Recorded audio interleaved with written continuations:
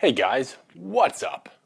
Welcome to Comic Basics. I'm Joel, and today's episode, Marvel's Moon Knight, Dissociative Identity Disorder, and why it works.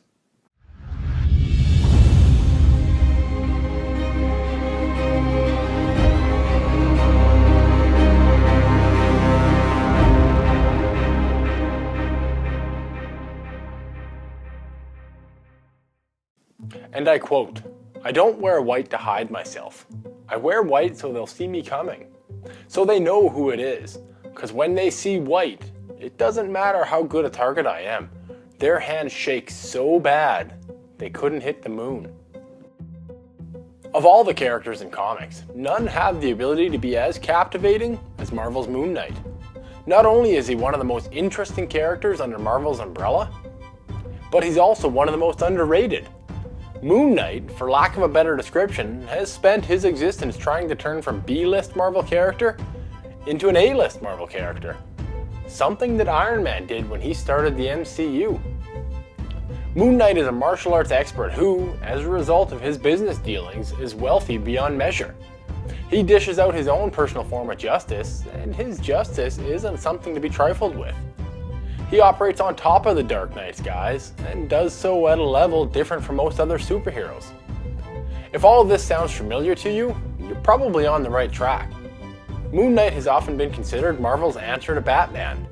Both were born from tragedy. Both operate on or near the line that separates heroism from villainy. And both use their vast resources to aid their cause. Where they differ, however, is, while Batman's antics have some considering him crazy, Moon Knight might actually be crazy. But we're getting ahead of ourselves. For anybody not a fan of the character, Moon Knight's history isn't as known as, say, Batman's. Born to the son of a rabbi, Mark Spector's family left Europe as a means of escaping death and torture. As the young Mark grew, so too did his desire for more. As a consequence, and when given the opportunity, Mark enlisted and became a CIA operative. Mark's brother Randall also joined the CIA, but rather than using his position for good, he used it for his own benefit. Basically, as an agent, Randall began selling weapons to those in the world who probably shouldn't have them. One day, Mark's girlfriend Lisa overheard some plans that Randall was making. Even though she was a girlfriend to his brother, Randall was left with no choice but to kill her. Due to this, Mark was also left without a choice.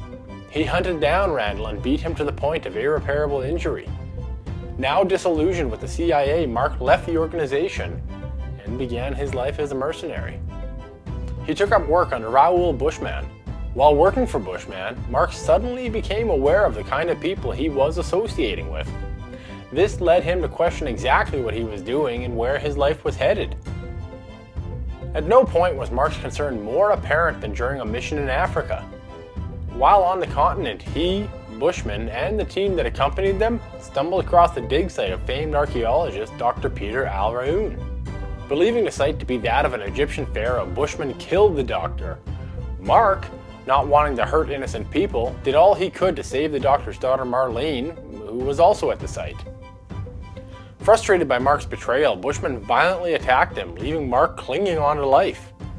With everything he had left, Mark made his way into the tomb, collapsed, and died in front of both Marlene and a statue of the moon god Khonshu. As Marlene lay over top of him crying, Mark suddenly came back to life. When asked how, he told her he had been brought back to life by Khonshu to be his Moon Knight of vengeance. Make no mistake, Moon Knight's origin is one of the best in comics. It, however, is only but a small portion of what makes the character so great. Marvel's Moon Knight is an anti-hero. He teeters on the edge of heroism and villainy, often taking the extra steps that other anti-heroes wouldn't dare take. Whereas DC's Batman, who he's compared to, has a semi-upheld no-kill code, Moon Knight has no problem taking life. This, while making for a very unique reading experience, sees Moon Knight as untrustworthy by other heroes. In fact, more often than not, other heroes hope that Moon Knight doesn't show up if trouble arises. Which leads me to ask you, if Batman and Moon Knight are both anti-heroes, what is an anti-hero? I mean, is it simply a word used to categorize a list of characters who don't fit anywhere else? If so, the very use of the word creates confusion. Just think about these characters: Batman, Deadpool, John Rambo, Wolverine, Catwoman, Deadshot, John Constantine, Judge Dredd, Punisher, Mad Max. Each is an anti-hero, but all for very different reasons. The very nature of the anti-hero opens a topic that could be debated without ever finding resolution. So let's check the dictionary. The Cambridge Dictionary defines it like this: central character in a play, book, or film who does not have traditionally heroic qualities, such as courage, and is admired instead for what society generally considers to be a weakness of their characters. By this definition, Batman is an anti-hero because he fails to overcome the death of his parents. By this definition, Wolverine is an anti-hero because he's unable to deal with his anger. And by this definition, Catwoman is an anti-hero because even though she's a thief, she feels for and helps those less fortunate. You see, the funny thing about labeling a character an anti-hero is that the very definition is all-encompassing. Every character, no matter who they are, is inherently flawed. I'd even go as far as to argue that all characters are anti-heroes. As such, Mark Spector is an anti-hero. His flaw, dissociative identity disorder, unlike, let's say, Wolverine's flaw, causes him to be one of the most fascinating and engaging characters in the history of the medium. Let me explain. If confusing and convoluted had a name, it would be Mark Spector. In fact, Mark Spector is just one of a few names that Moon Knight goes by when not out as Moon Knight. The others, Jake Lockley, Mr. Knight, Stephen Grant, and some may argue Khonshu, are cleverly created versions of himself that allow him access to people and information that he wouldn't otherwise have access to. If you're lost, allow me a chance to help you. MedicineNet defines dissociative identity disorder as a neurosis in which the personality becomes dissociated into two or more distinct parts, each of which becomes dominant and controls behavior from time to time to the exclusion of the other parts. If that doesn't mean too much to you, think about it this way. Mark Spector has multiple personalities, each of which, when in control, sees him act and speak in manners all to themselves. Not only do the personalities act and speak in different ways, but they often don't remember or know of what each has done. For example, Stephen Grant is Mark's millionaire persona. As a millionaire, Grant is usually found at charitable functions rubbing shoulders with the rich and the famous. Of the three personalities, Grant does the least for Mark's vigilante life.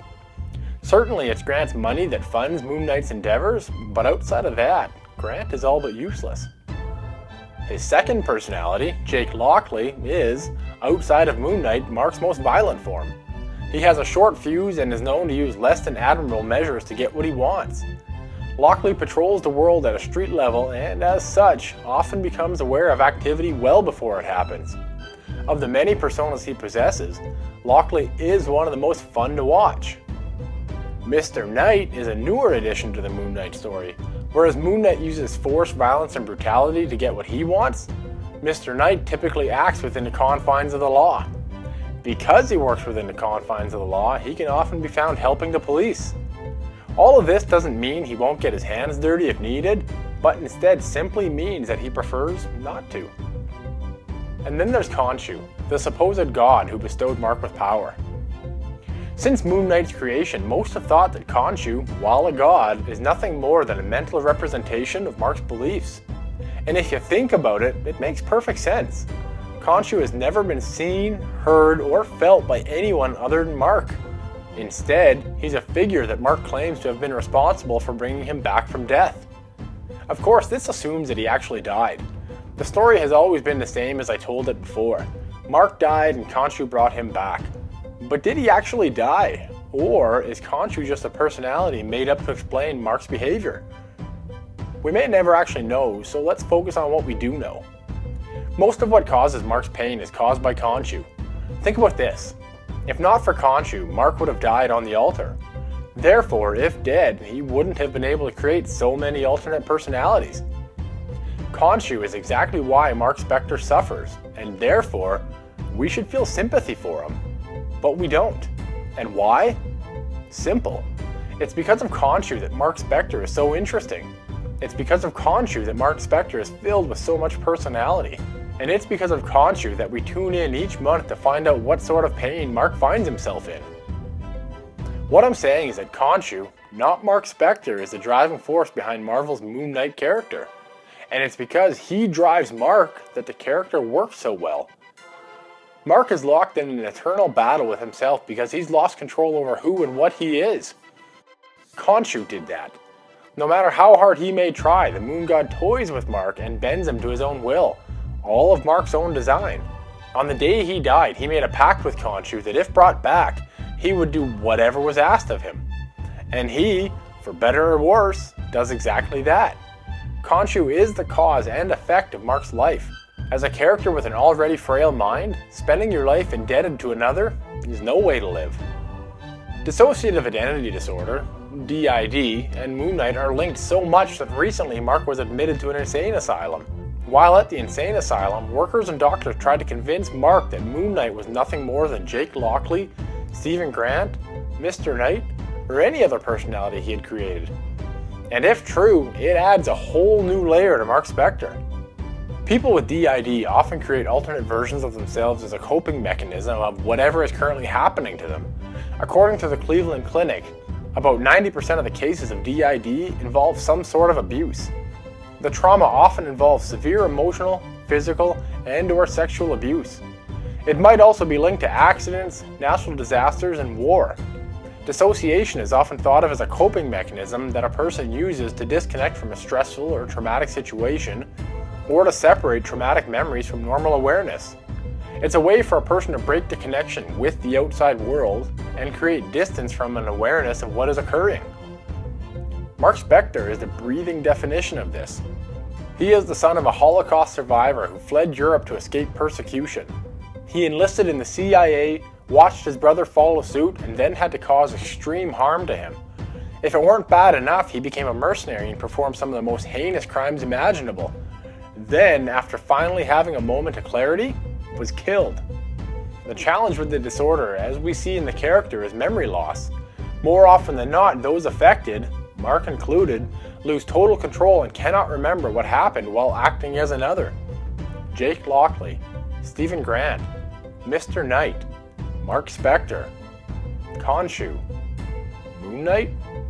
Mark has fought no shortage of villains in his time, but none, and what I'm about to say is said with absolute empathy in my voice, are as interesting as the one he fights in his own mind. Moon Knight works because Moon Knight may not actually exist. But that isn't all. The way in which he's written is perfectly done. The moon, the source of Mark's powers, is a direct metaphor for his disorder. Many scientists have drawn to the conclusion that as the lunar cycle occurs, the way in which humans act changes. Some say that human behavior, more specifically human violence, increases as the moon becomes more full. That is, the moon creates instability. As a character with the word moon in his name, this couldn't be truer. The higher and fuller the moon gets, the stronger, faster, more unstable, and deadlier he is. What I'm saying is that the moon, similar to how scientists explain human behavior, changes Mark. I know I've already said it, but it's precisely everything that I've already said that makes Marvel's Moon Knight books so damn interesting. Not only is he locked in an eternal struggle with himself, but it's nearly impossible to decipher what's real and what isn't. Just one quick look at Jeff Lemire's run on the character and you'll see exactly what I refer to. The run, created in 2016, sees Mark fully embrace his own shortcomings. Not run from them, embrace them. The 14-issue work captivates its audience through brilliant, edge-of-your-seat storytelling without ever really relying on over-the-top violence, a trait all too familiar to Moon Knight. And how does it do this? Simple. It sees Mark and his other personalities come together as one to rid their worlds of that which harms them, themselves. The most remarkable part of the run is that it's a look into the world that very few people can or will ever understand. It allows the reader to delve into a world that is often swept under the carpet. Most importantly, it offers hope to those with the disorder to keep on fighting. Lemire brilliantly reminds all of us that circumstance is only what you make of it, and that each of us, no matter our circumstance, has it in ourselves to change it. At the end of the day, Marvel's Moon Knight works because he's locked in a battle that he will never win.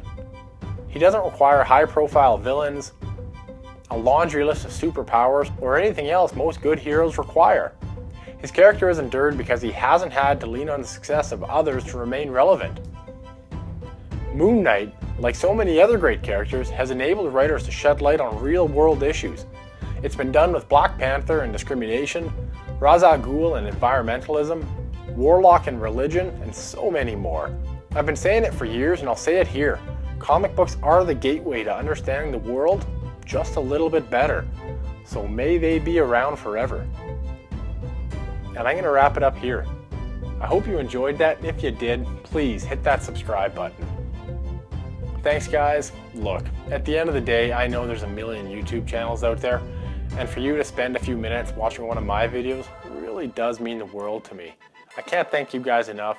I hope you'll come back, and until then, I'll catch you next time.